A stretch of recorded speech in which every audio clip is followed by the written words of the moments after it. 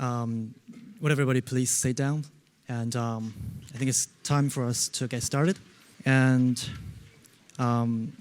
so since we have Chinese-speaking group here in this lecture hall, and we still have English-speaking group, so we're going to be talking both in Chinese and English simultaneously. All right. So good evening, everyone. My name is Ziwei Li, and I would like to say thank you for coming. And I'm glad we have a rather large audience today. So I'm a second-year graduate student here at MIT, and this is Jintao Chen. He's undergraduate student in ECS.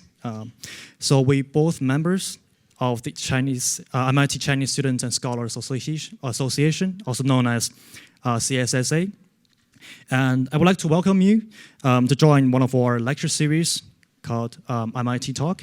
And in this talk series, we invite distinguished speakers from all over the world, different fields, to share their ideas and wisdoms to young talents here at MIT and around Boston, with the intention to inspire intellectual thinking.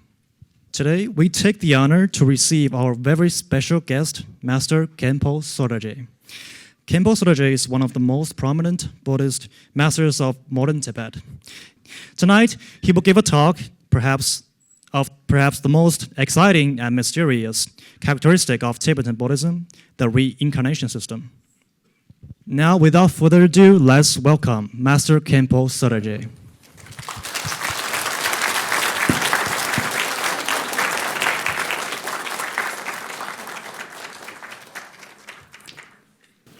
很高兴今天跟麻省理工学院的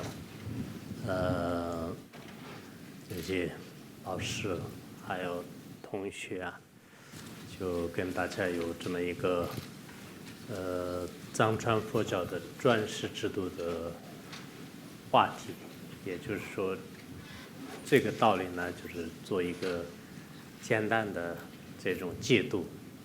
就有这么一个机会，很高兴。So today I'm very glad to have this opportunity to give a concise interpretation of the reincarnation system in Tibetan Buddhism for the professors and students here in MIT, at MIT, sorry. 我是也是23岁就出家，然后一直穿着这种衣服，这个红色的衣服一直，除了晚上睡觉以外，就是都一直是这样穿着出门的时候，就是以这样的一个身份，学习和研究修行藏传佛教，也是一个海拔4000米的地方，就大多数的时间都在那里。这几年以来呢，就是可能就去一些地方，但以后的话呢。我自己也想，可能还是比较就海拔4000米左右的地方就隐居，就是我的梦想就是这样的。我的梦想呢，并不是到处乱跑，不是这样。And I was ordained when I was 23 years old, and from then on, I wear this red robe except when I'm sleeping. And with this robe, I spend all my time studying and doing research in Buddhism at a place which has the altitude of 4,000 meters. And in recent years, I have been in different places around the world. However, that's not my dream. My dream is to be a hermit in a very quiet place, like where my monastery is. 你们是理工学院的，所以我以前也是去过一些理工学校的。但理工学校呢，一般是比较实用主义，然后对一些佛学或者是比较带有一些神秘感的知识呢，就好像不是那么有兴趣的。但刚才我在我们小范围当中遇到了很多你们理工学院的一些学生，结果你们都有一些这个宗教的这个专业呢，就是也是出乎我的意料，好像你们在这里也是一个非常开放的，有一种特殊的心态来这个学习宗教的也有。And since you are Institute of Technology, and from my impression and my experience, when I go to other institute like this, I think because students are have more interest in studying practical stuff and instead of some mysterious knowledge in Buddhism. However, when I met some individuals before this talk, I was surprised and also delighted that some of the students have a very open mind. They really embrace Buddhism. So I think it's very good. 今天晚上我们的这个话题呢是一个藏传佛教的一些转世方面的。藏传佛教本身是它没有什么很神秘的，但是呢，现在世界上的很多人呢，就是把它也当做一个特别神秘的这个知识来看待。藏传佛教的修行人呢，也并没有什么特别的神秘的，但是呢，很多人呢，就是藏传佛教的人，修行藏传佛教的人呢，也把它当做特别神秘的人物。And so today's topic is the reincarnation system in Tibetan Buddhism. However, just as you mentioned that it's Tibetan Buddhism is mysterious. However, I think essentially it is not mysterious. It's just because a lot of people think it is mysterious. And also the practitioners in Tibetan Buddhism, they're not mysterious, but people just have this view, think they are very mysterious. 正因为这样呢，我是不管是到哪里去的话呢，我自己内心当中想，别人肯定把我当作一个怪物吧，就是所以我内心当中有这样的一种禁忌感。So because of this, when I go to different places, that I'm really afraid people treat me or think I'm a monster. 但实际上呢，我跟别人说话也好，吃饭也好，学习也好，很多方面的话呢，应该说是非常相同。However, I think when I interact with different people, when I talk with people, when I have meals, when I study, I think I'm not really different from other people. 我们今天就是提到的这个转世。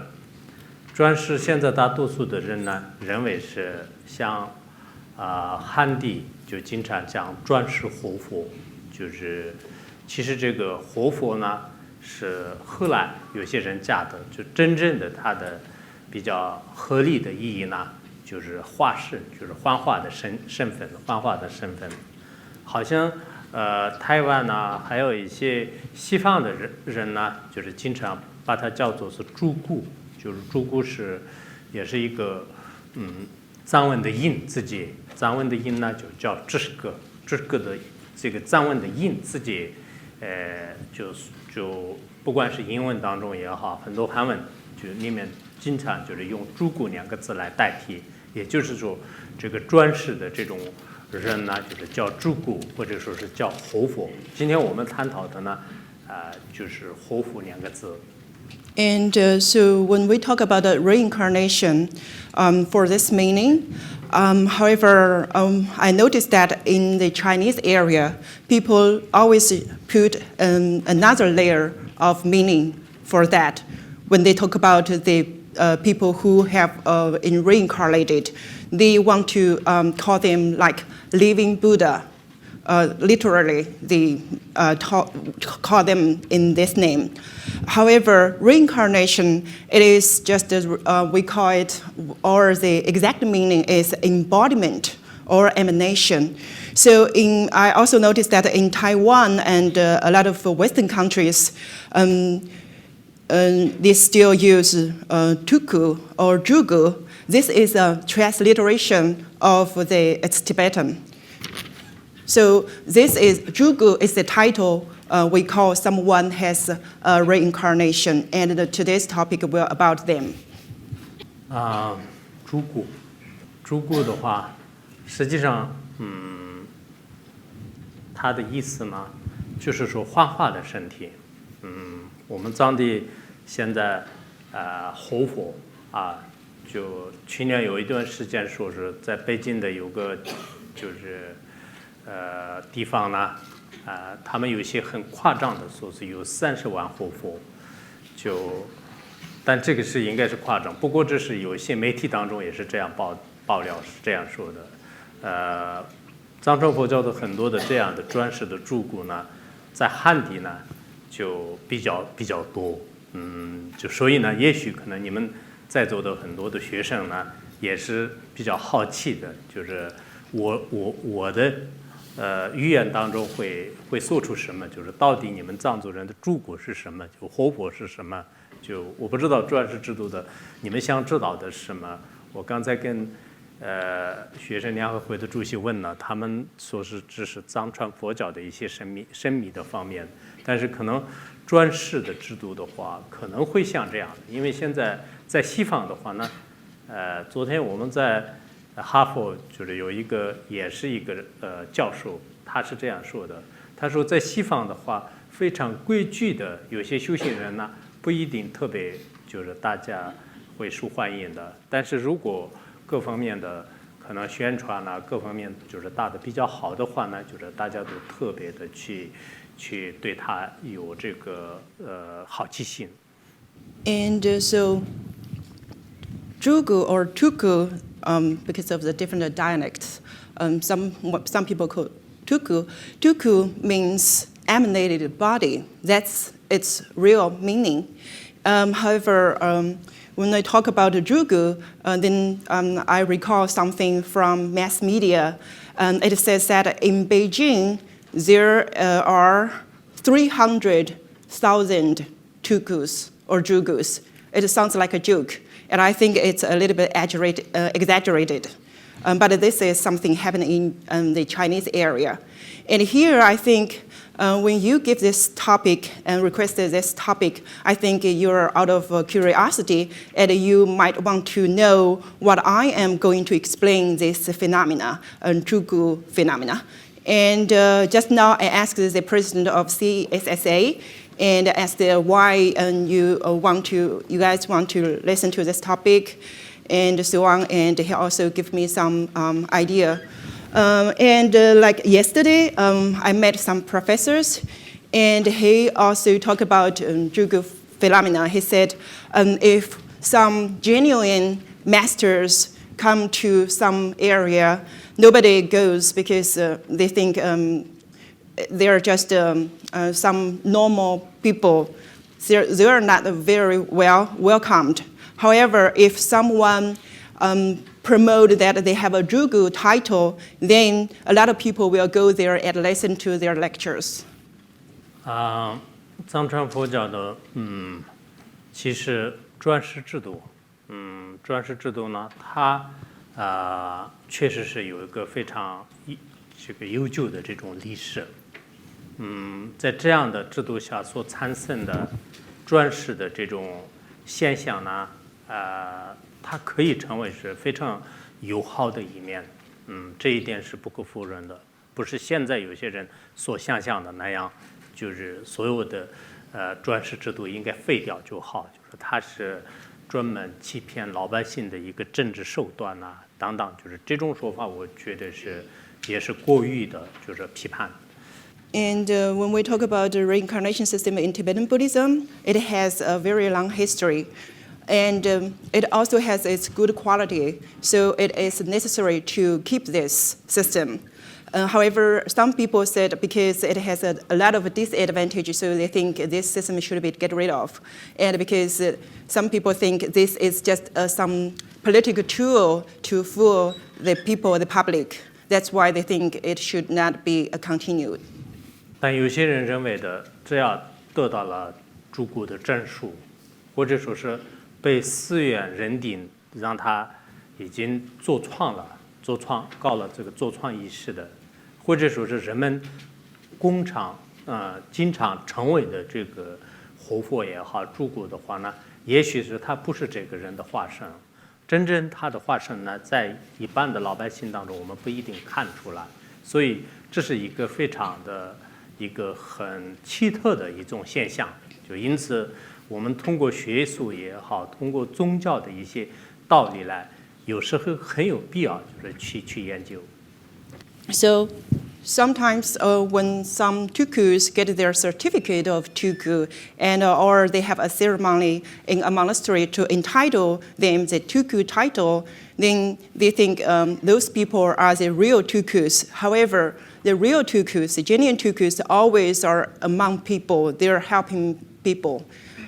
So I think it's very important for us to use our wisdom to do some research to understand better about this phenomena, to know what is the genuine ones, what are the fake ones.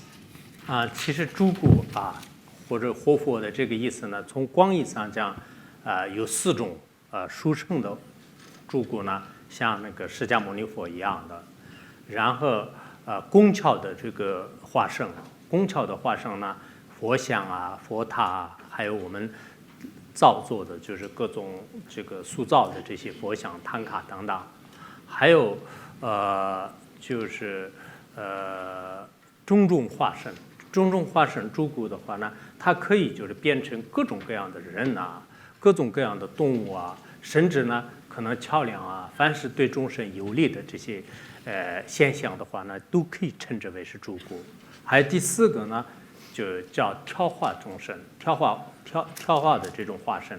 那么这个就像是人当中，就是有一些人来利益的话，就变成人的形象；如果动物当中有动物的形象来变成动物，也可以变成动物，也可以变成恶鬼，甚至在地狱当中呢，也有变成地狱的形象来，就是利益众生。天人当中也有天人的形象来利益众生。包括我们人当中的话呢，国王当中以国王的身份，以大臣的身份，以军人的身份，各种各样都有。所以从广义上讲，所谓的活佛或者说诸古的话呢，其实很多人都可以称这个活佛的名称。我们每一个人都可以办活佛证。And there are 4 categories of tuku or embodiments. The first category is the embodiment of supremeness or supreme embodiments. The example is like Buddha Shakyamuni. And the second one is the embodiment of art and crafts. For that category, we can see like the Buddha statues, Buddha images, and the tankas. And the third one is the embodiment of variety. That means the reincarnation or the embodiment can be animals, human beings, or bridges, or anything that can benefit sentient beings. And the fourth one is the embodiments that can tame sentient beings. So that means they have this embodiment to benefit sentient beings. And for this category, it can be human beings. And in the category of human beings, they can be kings, emperors, or soldiers from the different circle of the society. Because in that kind of status or identity, they can help people around them. And also there are animals, because in the form of animals, they can benefit the animals in the animal realms. And also hungry ghosts, hell beings, and gods. So they can be there are variety of the embodiments. And so, but when we talk about embodiments or animation, every one of us have reincarnation. We all reincarnate. That's why every one of us have the title of tuku. 这样的诸古呢，就现在很多人认为这是一个这个藏地的特产，是藏传佛教的一个特有的一种这个方法。实际上，从它的教义上讲，并不是唯一的藏传佛教才有，包括当时释迦牟尼佛在世的时候，他身边有一个就是佛陀亲自授记，就未来400年的时候呢，就是在印度南方的地方变成一位叫龙母菩萨的比丘，罗中贝蒂的呢或给龙哈等切成吧，地毛了人不把，rap 个subject 都要讲的定住，佛陀在楞伽经，还有法国经，还有文殊根本序，有好几个经典当中呢，都说你将来就我圆寂400年以后呢，在南方的北的地方，你会变成一个叫龙猛的这种比丘。我的这个叫法就出现见解上的各种各样的争论的时候，依靠你的智慧来破除邪见，最后你自己呢就是会往生极乐世界。所以当时的这个有些人呢，就是会将来就是在400年的时候，就是转世为就是什么什么，就是这不仅仅是龙王菩萨一个，还有很多很多的这样的转世的人灵和语言。And some people think that reincarnation is just a special or unique system in Tibetan Buddhism, but it is not. Because if we see generally in Buddhism, we know that there is a story that Buddha Shakyamuni, when he was still in the world, he told a lay practitioner or householder, he told this householder that in the future he will reincarnate as Nagarjuna. And this is recorded in different sutras. One of them is the Nankavatara Sutra, another one is the Great Cloud Sutra, and another one is the Manjushri Root Shastra. And in those texts, it says that in the after Buddha Shakyamuni entered the Parinirvana, maybe over 400 years, then because in the Buddhist teaching, there will have a lot of wrong views, and Nagarjuna will appear in this world to refute those wrong views. So that is an example of the reincarnation. And so Nagarjuna is not just he is not the only example. There are many, many examples and many, many stories about this reincarnation.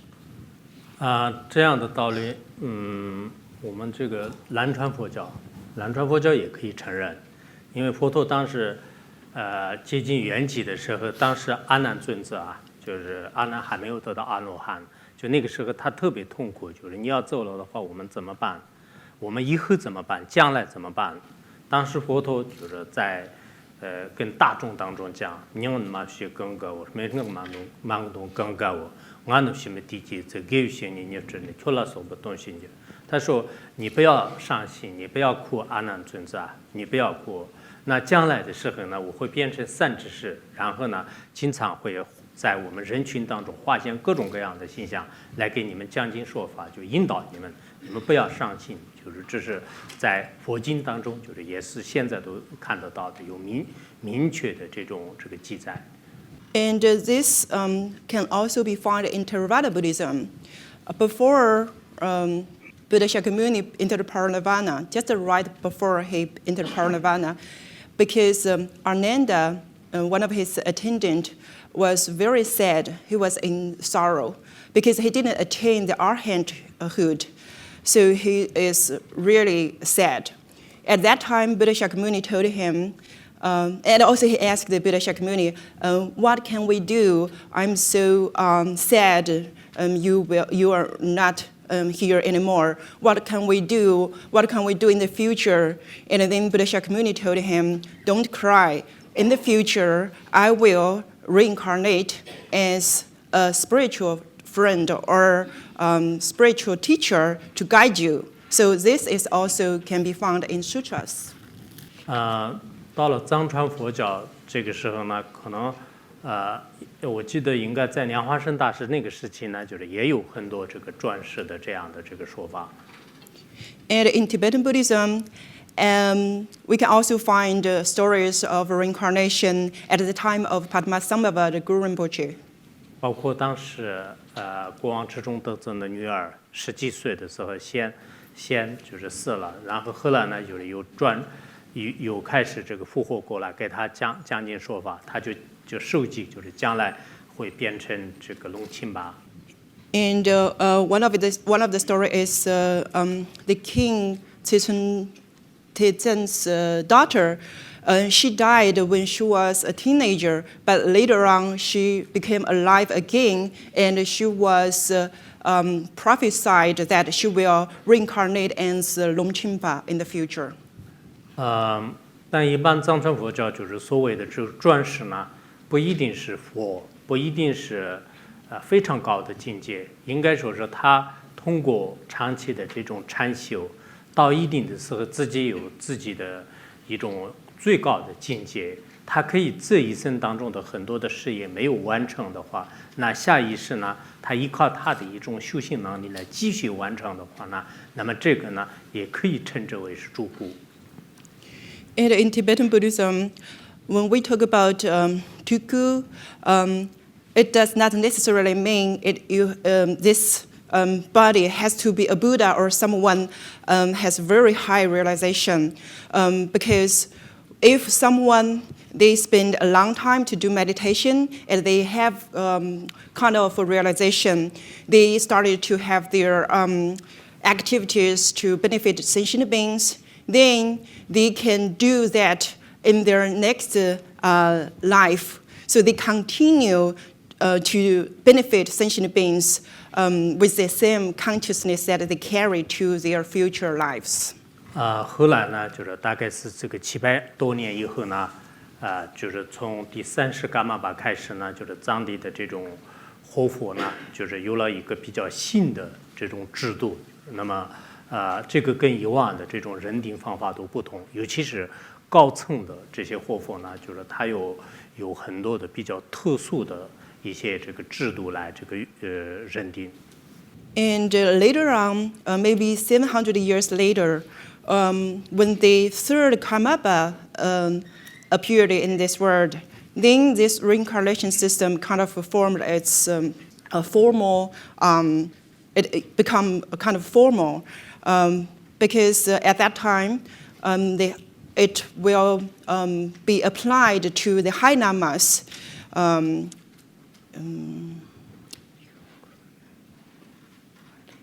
什么？最后那一点点忘掉了。我也忘了。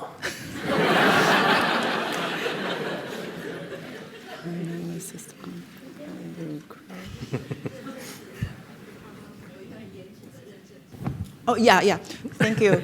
Yeah. So then from that time then on, they have like a very rigorous and strict criteria to recognize the high lamas. 其实，我很公正的说的话呢，那么所有的藏地的这种转世，是不是千真万确呢？我不敢说，尤其是现在呢。可能所谓的转世的背后有地位的这个教义，有可能金钱财富的一些教义。大家都知道，就是人呢，就是有这个地位和有金钱的时候呢，可能有很多制度呢，就是变得比较复杂。就像所谓的民主制度的话呢，也是到一定的时候呢，就可能本来不想这个人上来，就是结果上来了。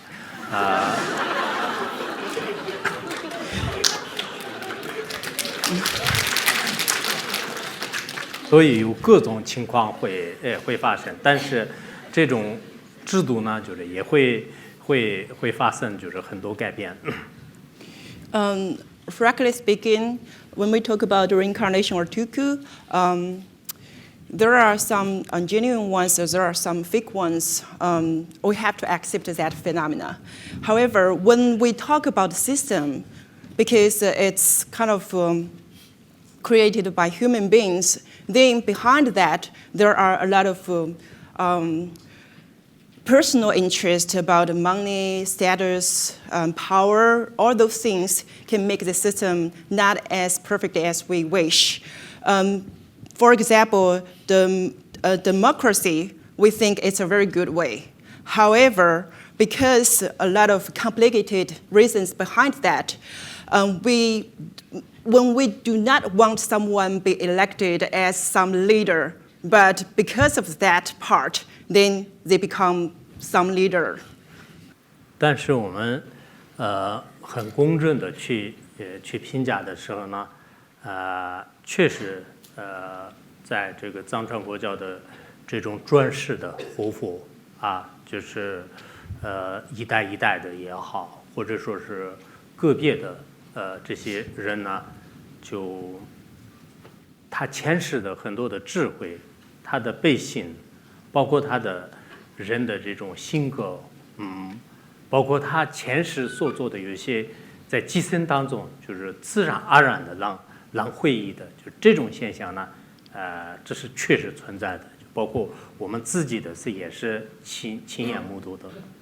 And but at the same time, we do have to accept the phenomena of reincarnation, because from a lot of people's witness that some of the tukus, they do continue to have their characteristics of their future lives, generation by generation, like their wisdom, their compassion, their personality. And some of them can naturally recall what happens in their future lives. 我的老师就是堪布精密本周，他有很多的这种非常奇特的，这我绝对不会就是用谎言来赞叹自己的老师。我们佛教里面说，如果有谎言来赞叹老师的话，那这是对他的一个诽谤，就是所以我不会这样的。但是我亲眼见到，包括我们在90年去尼泊尔的时候呢，尼泊尔的一个山洞里面，当时他前世的这种护藏，就是有一些智慧留下来的这些著作呢，就自然而然就我们旁边就拼命的记下来，然后他就拼命的就说出来，所以现在他的著作当中的话呢，有很多的非常可能没有信仰的人，没有见到当时场面的人的话，不一定能看得到的。我们去五台山的时候呢，他当时的一些观顶的仪轨和还有这个文殊菩萨的修法的仪轨呢，他就写完了之后呢，他一辈子的都会背得到的。就是有些是可能我们常人就是难以想象的，有些是跟他的前世的这种著作有关系，有些是他七生当中或者说其他诸佛菩萨的有些现象，所以这些是我们可能有些没有任何信仰的人，就是觉得是这是可能是撒谎，就是所以我也不好解释。And I also have witness of this. One example is the story about my teacher, Khenpo Jime Pinto Rinpoche. So I'm going to tell about his story. But in Buddhism, we say if you want to praise your teacher with lies, then you are just slander your teacher. So I'm not going to tell you lies. And what I'm going to tell you is something I witnessed in person. So when we were in Nepal in the cave, because my teacher, he recalled some teachings or compositions that he had done before. We call that dharma, mind dharma. So he started to talk about this teaching, and because it spontaneously came to his mind, he was talking about this. He was telling me about this, or people around. And I was trying my best to transcribe everything he talked. And that is one example. Another time when we were at Mount Utai, he also recalled a sadhana for empowerment and another sadhana for practice on Manjushri. And he composed that one. And after on, he can memorize that in his entire life. So some of the work, some of the teachings they recall is related to their previous lives. Some is from their present life. However, I think for non-believers, they must think that I'm lying. 我看到过一个马修，他僧侣哲学家，就他写了一本书，你们可能看到过。这个马修呢，我也是去年在法国见到过。他以前是一个非常非常厉害的一个生物科学家，他跟父亲也是两个科学家。他的写的书里面说，丁国钦这仁波切的转世3岁的，然后他在一个地方人定的过程当中，就他非常惊讶的发现，他确实是前世的包括就是他的一些弟子当中，就是从不丹来的弟子的就是名字啊，就是所有的这些人呢，他在分那个价值品的时候，他就一个一个的朗诵出来。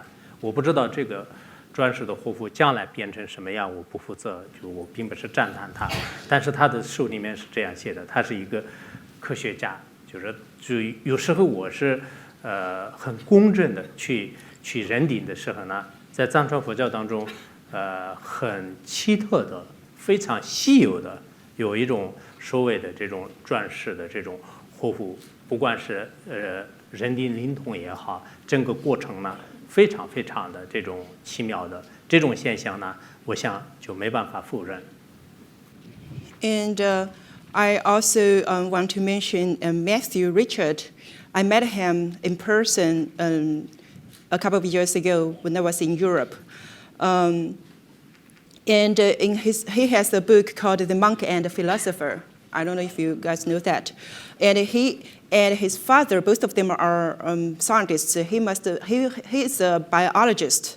He used to be a biologist before he became a monk. And in that book, The Monk and the Philosopher, that book, he talked about Dingo Khyentse Rinpoche. He said the reincarnation of Dingo Khyentse Rinpoche when he was 3 years old, the reincarnation, when he was 3 years old, he was able to recognize his student and also his attendant from Bhutan when he was trying to distribute or give a group of people sacred substances for blessing. So that story also talked about this kind of, you may think, a strange or mysterious recognition of reincarnation. I'm using this example. I'm not responsible for this Tuku's future, okay? However, I think these things may sound a little bit weird and also wonderful. However, I think we cannot just refute it just because we cannot accept it right now. 我并不是想要建立一个所有的这个专制制度是合理的，我也不是讲，也并不是我要否认一切，但我们应该是站在一个公正事实的立场上，然后去判断。我知道你们西方的很多的年轻人呢，是所谓的批判主义者。所谓的批判主义呢，我也比较了解过。有时候呢也比较反感，因为什么都要批，就是有道理也批，没有道理也批。如果有道理的话呢，我赞叹这种精神，因为批判需要一种创意，就是需要就打开自己的智慧，需要丰富的想象力。就是如果一个封闭和观摩式的这种教育就肯定不行的。但是呢，没有道理就批判别人是一个天大的错误。不合理的批判是天大的错误。And so I'm not trying to establish that reincarnation system is reasonable, and at the same time, I'm not completely denying it. But I think for all of you, it's good for you to judge it with your own critical thinking and your own mind or your own wisdom.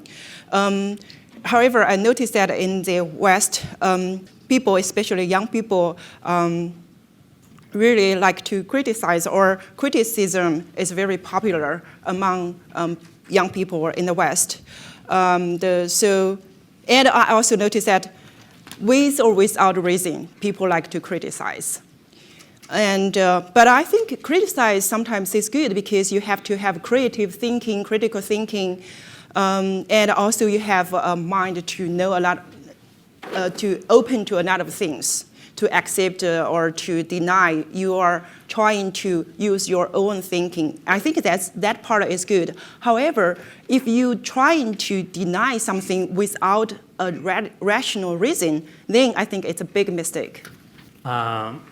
现在很多年轻人，我知道是美国这边的很多学校也是，大概是上个世纪的70、80年代开始呢，各个学校开一些这批判主义的思想。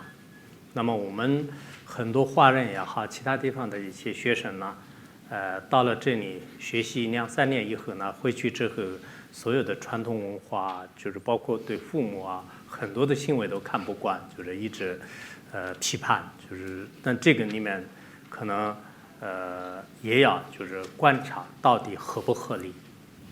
And from what I understand, from last century, criticism started to be very popular in America.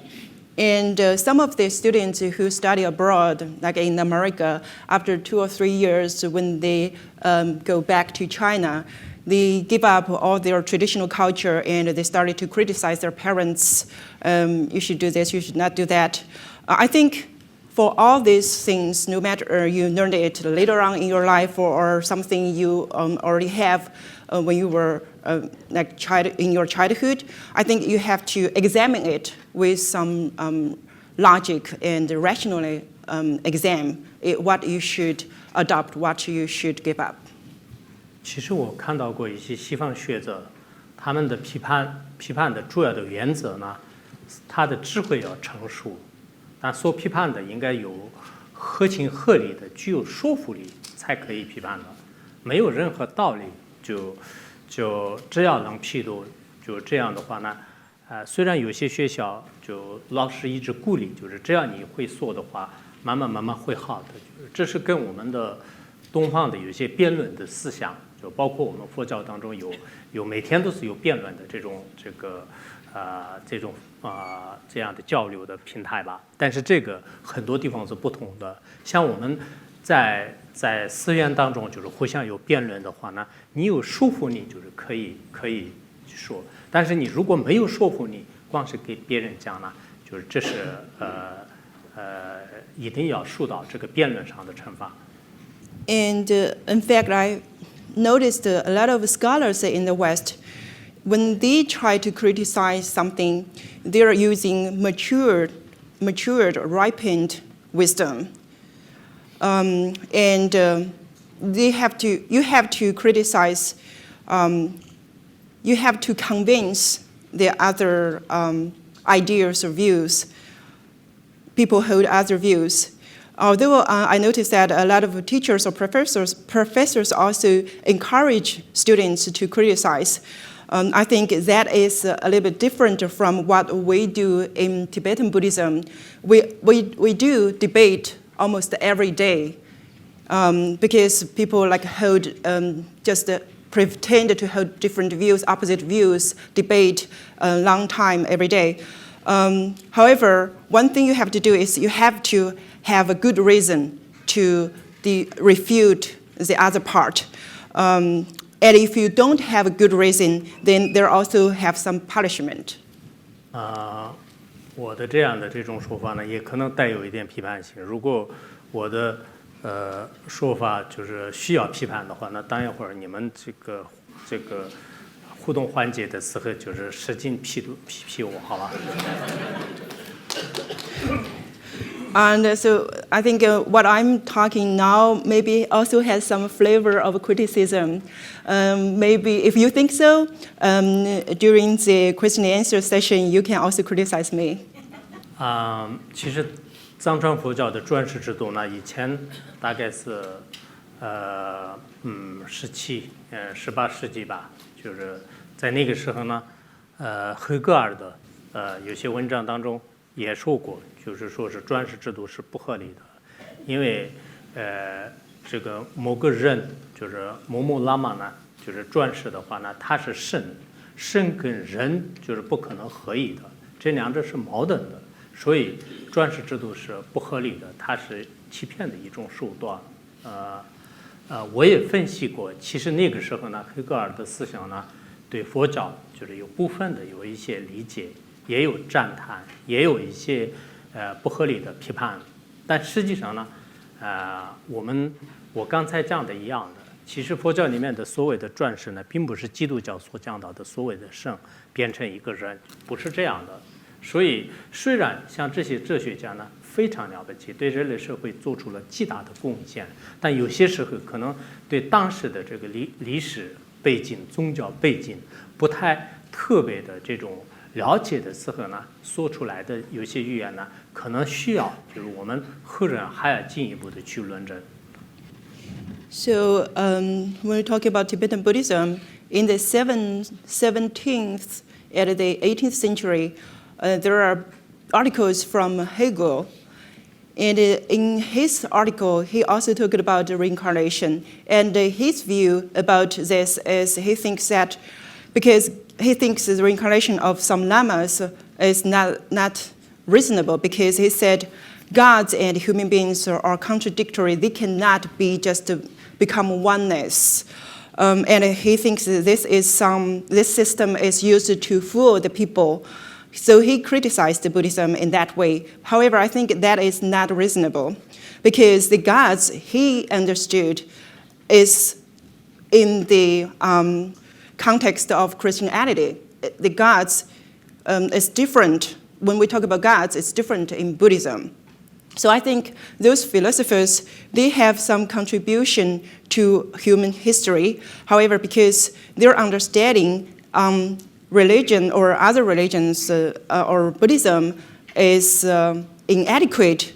So I think it's important and necessary for people of the later time or at this time, present time, to be critically think about what their ideas and make the judgment by yourself. 包括这个理财理财跟海格尔之间就是有一段时间。但后来，他的有些书里面呢，也会提到过基督教，也会提到过佛教，但佛教呢，比较而言，就是他会放得比较高一点，但他有时候对佛教呢，也不是了解，他经常把它当作是一种非常这个严厉事件的、逃避的、单空的，就这么一个学术来认定。其实真正你会了解佛教的一些教义呢，实际上是并不是他所讲的那样。当然，我也相信那个时候呢，不像我们现在那样，就是这个要像翻译什么的话呢，就是很快的时间当中从书籍上也翻译啊，就也不会到这样的。再加上呢，当时的整个欧洲的有些文化的话，大多数他们在受教育的话，我看过他们的传记，他们受到的好多的教育呢，就是印度教的一些老师。印度教呢，跟这个佛教虽然是以前一个地方的，但实际上是这两个宗教完全是不相同的。印度教的人呢，对佛教也并不是很了解的，所以他们受到自己的一些老师的影响，然后呢，后来就是写的书就有些。可能跟现在的我们这个比较专业的这个佛教的人就去观察的时候呢，就是非常非常简单的一个道理呢，也许可能他们都并没有了解。And also from Nietzsche's books, you can also find he also mentioned about Christianity and Buddhism. He also gave his comments on these religions. Although he put Buddhism a little bit higher position than Christianity, but I still think his understanding on Buddhism is not adequate or correct or accurate. Because he thinks Buddhism is passive and also holds the view of nihilism on Buddhism. If you have the opportunity to understand or do more research on Buddhism, you will find that what he said is not actually the fact. However, I also understand because at that time, translation was not that easy. Not like nowadays you can use your smartphone, then you can get the translation easily available for you. So maybe the resources that he relied on was not so accurate. And also I read his biography that in his education, he also has some influence of his teacher who has some influence on him from Hinduism. So, but Hinduism is different from Buddhism. So I think he must have some misunderstanding about Buddhism. And I think those mistakes for a person who have done some research in Buddhism, they will think that's a very simple mistake, and nobody should make those mistakes. 我不知道我们这边有没有宗教的研究，但是呢，如果有宗教的研究呢，比如说你要了解印度教，一定要知道印度教的背景，它的修行方法，它的整个的生活习惯。如果研究佛教也是同样的，它的背景和它的内容一定要知道。现在很多学术界的，他只是拿几本书在文字上开始下功夫。有些时候文字也是没办法明白，但是佛教的教义和宗教的教义呢，文字的背后还有很深沉的内容。如果他没有一个老师的亲自的指导的话呢，也许可能我们看了好多书，但是呢，研究的结果是不一定很理想的。如果研究的结果不是很理想，他的批判批错了，他的观点就是没有专业的这种水平的话呢，也许这个作品呢，就是不一定是非常对人类社会不一定有非常大的贡献。I don't know if you have religious studies here or not. However, I think when you do any research on religion, for example, on Hindu or Buddhism, you have to understand its background, it contains, it practices all different aspects. And nowadays, some of the scholars, they just take the literal meaning of those texts and they just spend a lot of time doing research on those texts. I think that is not enough. It's inadequate because behind all those literatures or all those words, there are a lot of profound meaning that you can only get from a teacher. So I think if you want to do that, you have to use this approach to rely on a teacher to help you understand more or more authentic about that religion. And if you don't do that, then the results of your research won't achieve a very high level. And what you have done may not really make a great contribution to the world. 我们刚才看到你们学校的标志是主要是科学与艺术。实际上，我记得爱因斯坦的有一个叫做是道德的衰败。就这本书当中就是讲过一个什么呢？就是说所有的宗教、艺术、科学，实际上这三门的呢，就是在一棵树上的三大支分，也就是三支树。那么我们人类呢，就是要追求这三样呢，实际上都是为了单纯的一个这种物质的这种世界呢，就是变得更有意义的就是自由的目标。就是他的原话就是应该大概是这样的。所以就是说，我们人类社会当中呢，有最重要的，就一棵树上面有三个职业。那三个职业，一个是科学，一个是艺术，还有一个是宗教。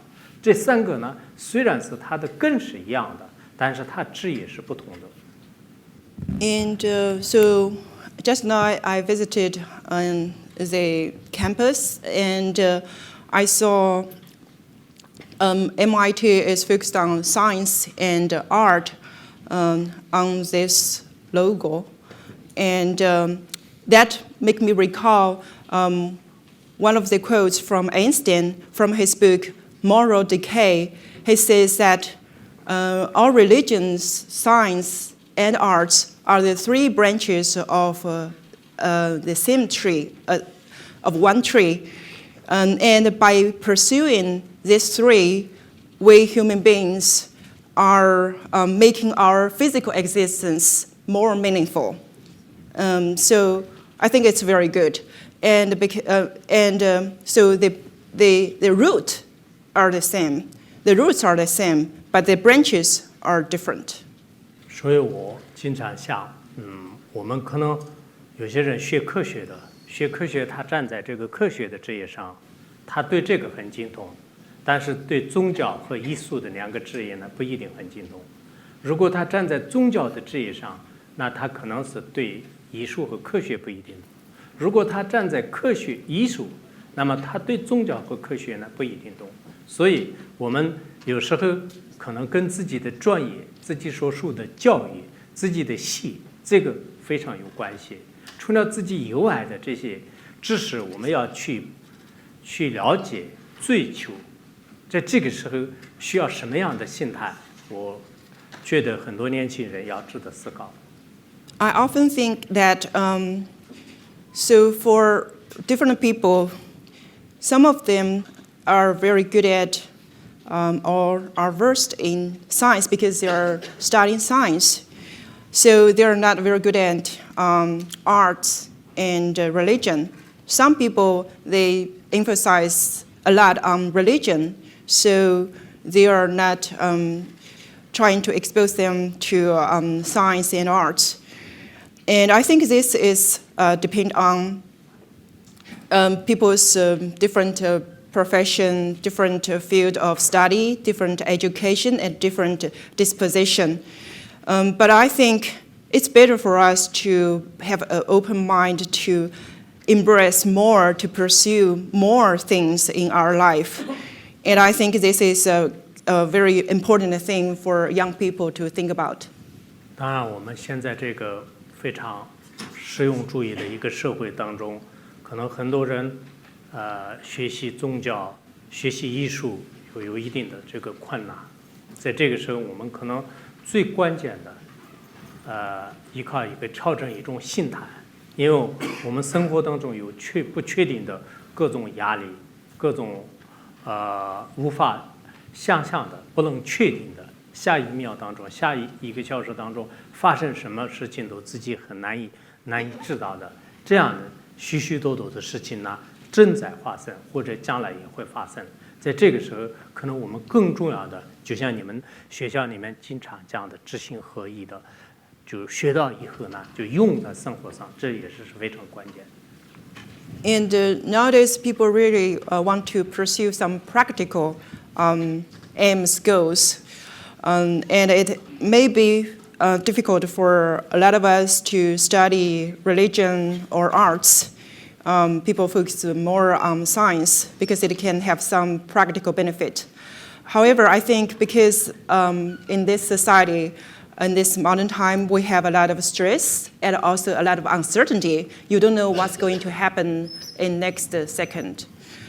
So I think what's more important is we study and also use what we have learned and apply what we have learned into our life. 那我们生活当中需要用的话，我就最后呢，就是提几个建议。第一个建议呢，在生活当中，我们经常要有一种非常坚强的心态，要有刻苦学习的这种精神。我给你们讲一个故事，我们藏地有一个叫做彭措王家，他以前是跟中央领导跟很多的高僧大德做翻译，但后来他关在监狱当中18年。So when we talk about how to use those we have learned in our life, I have some suggestions for you. The first one is to be strong, have a strong mind. The second one is to study hard. And when I talk about study hard, I want to share with you one story about a person in Tibet. His name 是男的吧？是男的。Okay, his name is Pancho Wangya, and he used to be a translator for a lot of leaders in the central government. But later on he was imprisoned for 18 years. 他写的书里面他自己说过，他说在18年当中，他每天的看到这前面的一个灰色的墙壁，外面的春夏秋冬的变化呢，就是他整个18年当中从来没有看到过，所以也不知道是何时的变化。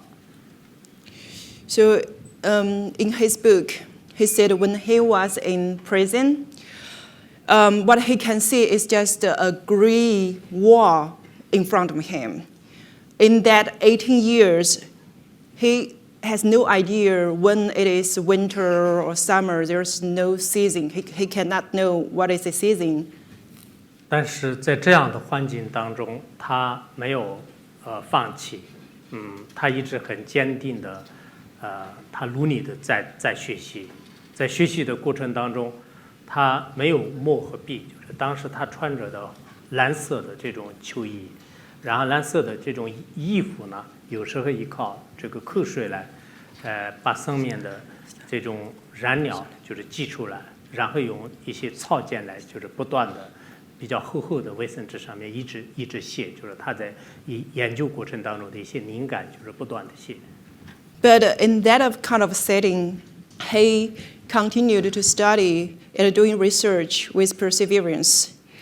At that time, he does not have any ink or pen, so he used his saliva and put it on his blue clothes to squeeze out that blue dye with that as the ink. And with some dry grass tips to write down his ideas on some best tissue and use that method to collect his ideas. 有时候他好像有个很好的灵感，就是写得非常好的时候，他就自己跳起来了。这个时候呢，管监狱的那个狱卒呢，就是下来开始打他，就是认为他精神有问题。And when some very good ideas came to him, sometimes he was very happy, so he jumped up. And then the soldiers, the guardians in the prison came to him and beat him. 到后来，9年当中，好像记得9年，我这本书是我很早就看的。在9年当中呢，他专注不说话，一直没有说话。后来他真的释放的时候，很长时间都不会说话。And because I read this book a long time ago, but from my memory, so later in 9 years, he kept quiet. He didn't talk at all. So when he was released from prison, he really cannot speak. 坚强的人在这样的环境当中不会放弃学习。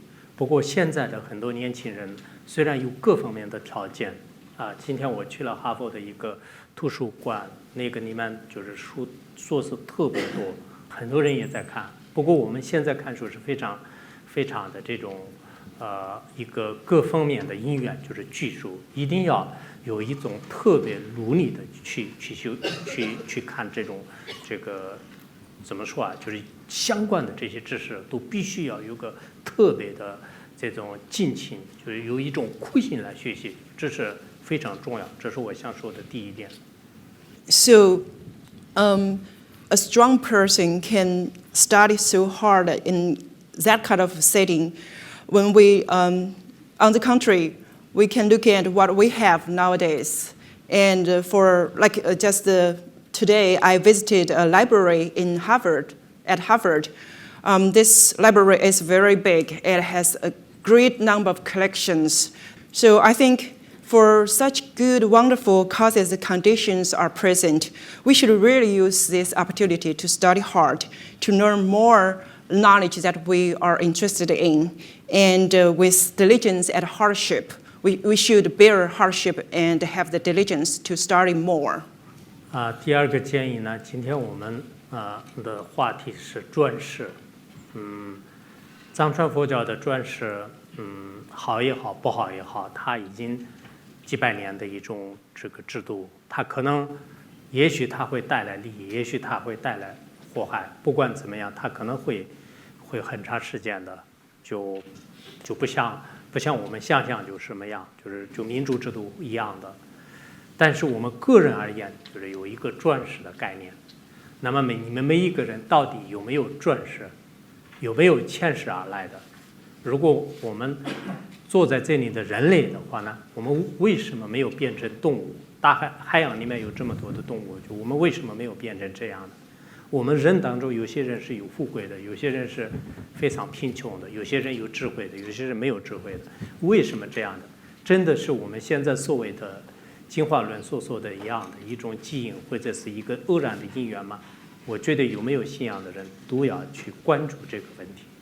So just now, that was my first suggestion. This one now I'm going to talk about is the second one. So because today's topic is about reincarnation. When we talk about the reincarnation system in Tibetan Buddhism, so no matter it's good or bad, it has been continued for hundreds of years. I don't know in the future it will bring benefit or it will bring some disaster. We don't know. However, I think we should think about ourselves. Do we have reincarnation? Do we have future lives or future lives? If we look at our world, there are so many animals, so many creatures in the ocean, but we are human beings. Why we are not them? And when we look at human beings, there are a lot of wealthy people and also a lot of poor people. There are a lot of intelligent, very smart people, but at the same time, a lot of stupid people.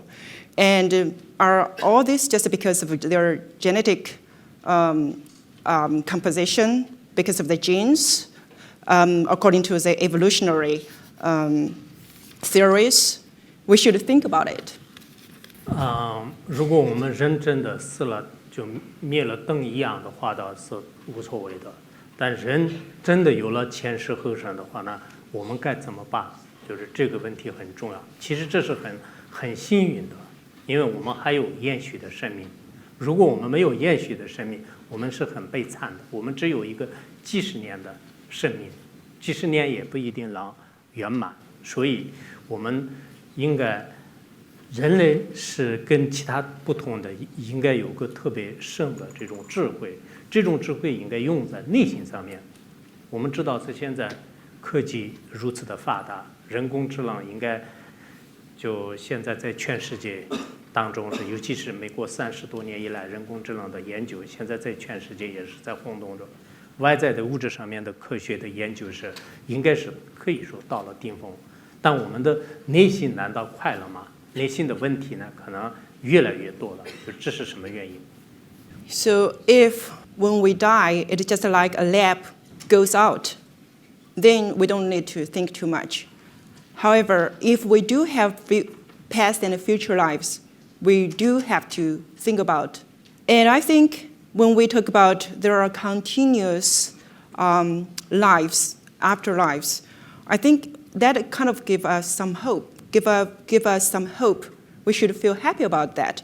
If we only have these several decades, and for some people maybe even shorter, then that would be sad. And I think because human beings are smarter than animals and other beings, we should really make use of our body, human body, to do some meaningful things. And in the past 30 years, around this past 30 years, artificial intelligence has made great progress in America or in the world. Do we feel much happier or we have more suffering? I think we have to think about that. 我在想，现在铺天盖地，人工智能抢去了我们的很多的工作。应该说，工业革命的时候，很多蓝领的工作被机器代替。那么现在的话呢，就白领的很多，包括你们现在很多建筑学的，就我看到一些短片，是不是真的也不知道。就以后的很多的建筑和设计的话呢，就是也是，好多都是被机器代替了，包括医生啊、律师啊、警察啊等等。如果真的这样的话呢，我们在这个世界上有很多人非常非常闲的，就在这个时候，可能我们内心当中，必须要有一个非常坚定的信念，而且这种坚定的信念呢，不是装着的，就应该是人是自己的信，但是这一点也许在东方的一些知识当中会能找得到的。And also, a lot of times I think because of the artificial intelligence and a lot of science and technology, our jobs are taken over by machines. And we know during the Industrial Revolution, a lot of blue collars lost their job. And now it's the time for white collars to lose their job. And the other day I watched a clip. It says that, I don't know if it's true or not, but it says that in the field of architecture, in the future, maybe from design to the real building or construction, all those things will be taken over by machines and robots. And also include other professions like lawyers, police officers. They all will going to lose their job, and so on and on. I don't know if this is true or not. So I think it's more important for us to turn our attention to our mind, have a determined mind to understand, to recognize the nature of our mind. I think to do that, you can find answers, solutions in the Eastern culture. 最后一个建议呢，我们大家都不管是什么样的工作，什么样的身份，什么样的职业和爱好都不重要。全世界的人类呢，其实都是喜欢快乐，不喜欢痛苦。但是喜欢快乐的方式呢是多种多样的，所以有时候我们发生特别大的事情，但是心会调整的人呢，可能会能快乐下去。如果心不会调整，即使一个很小的事情，但也许可能对他来讲是致命的事情。所以我的第三个建议呢，我们要过着一个自信会调整的，就是过一个非常快乐的日子。So my last suggestion is, no matter what kind of background you have, or what kind of profession, or what kind of social status, what kind of a career that you have, I think all human beings like to be happy. We all pursue happiness, but our approach to pursue happiness are different. And I think if you have the skill to adjust your mindset, your attitude, then you will be happy. If you don't know how to adjust your mind, then even very small thing can be a disaster for you. So I think, and I hope that every one of you will have a happy life with the skill of adjusting or taming your mind. 我认为呢，我们生活的话，应该不能消极，也不能随缘而放弃，应该非常努力的去做。但在做的过程当中呢，不要有些事情不能成功，或者说是遇到了一些坎坷的时候，我们还是很努力的、很坚定的去做。也许这种坎坷，也许这种痛苦呢，对你的人生是有代表性的、有价值的、有利益的。因为我们人生不可能永远都是平平安安的，就像一条路，它有时候会有弯曲，有弯曲的时候，我们也会调整自己的心态。